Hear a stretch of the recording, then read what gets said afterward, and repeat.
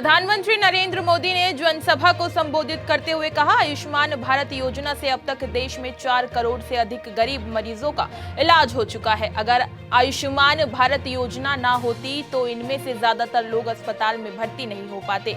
मुझे इस बात का संतोष है कि इनके जीवन की बहुत बड़ी चिंता एनडीए सरकार की योजना से दूर हुई। साथियों, आयुष्मान भारत योजना से अब तक देश में 4 करोड़ से अधिक गरीब मरीजों का इलाज हो चुका है।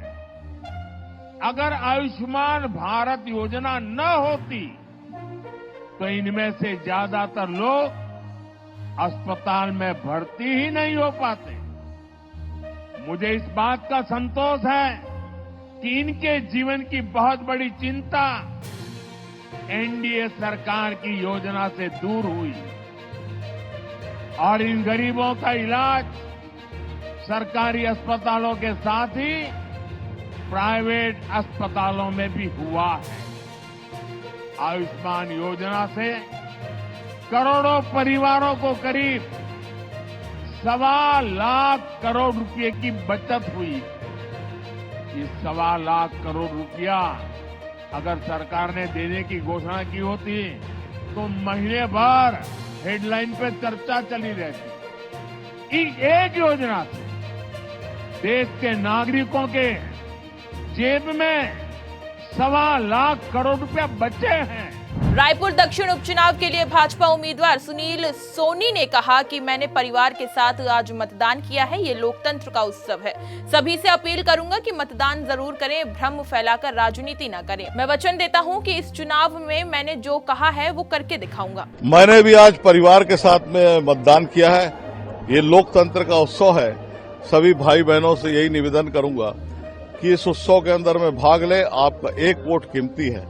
वो एक वोट जो है विकास की दिशा देता है। हम वचन देते हैं आपको कि मोदी जी के केंद्र की योजना, विष्णुदेव साय जी की राज्य की योजना आप तक के पहुंचेगी। और दक्षिण विधानसभा में हमारे सांसद बृजमोहन अग्रवाल जी है, हम हैं, मिलकर तेजी के साथ में विकास करेंगे और जो समस्या है उसका निराकरण करेंगे। डबल इंजन की सरकार का सबको लाभ मिलेगा।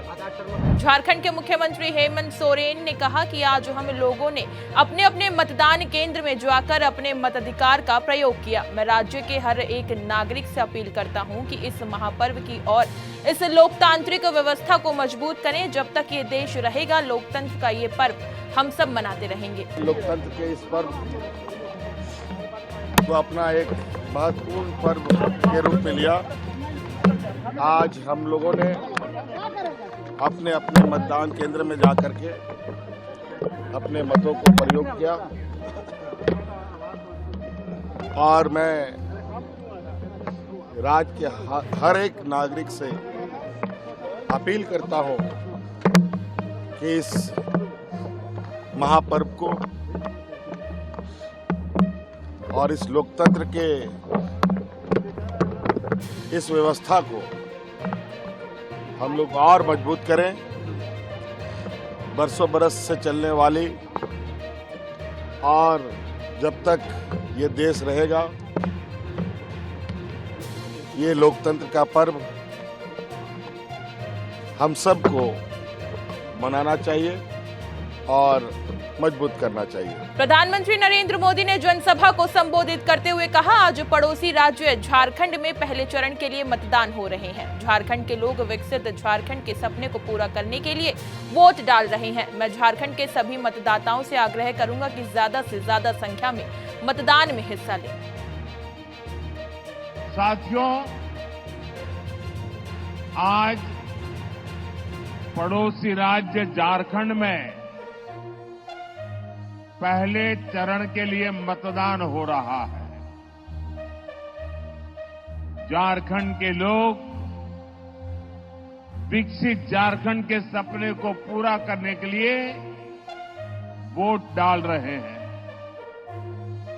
मैं झारखंड के सभी मतदाताओं से आग्रह करूंगा कि ज्यादा से ज्यादा संख्या में मतदान में हिस्सा लें उत्तराखंड के मुख्यमंत्री पुष्कर सिंह धामी ने कहा, इस बार की यात्रा अपने अंतिम चरण में है। सभी ने बहुत संतोष व्यक्त किया। यात्रा बहुत अच्छी तरह से संपन्न हुई।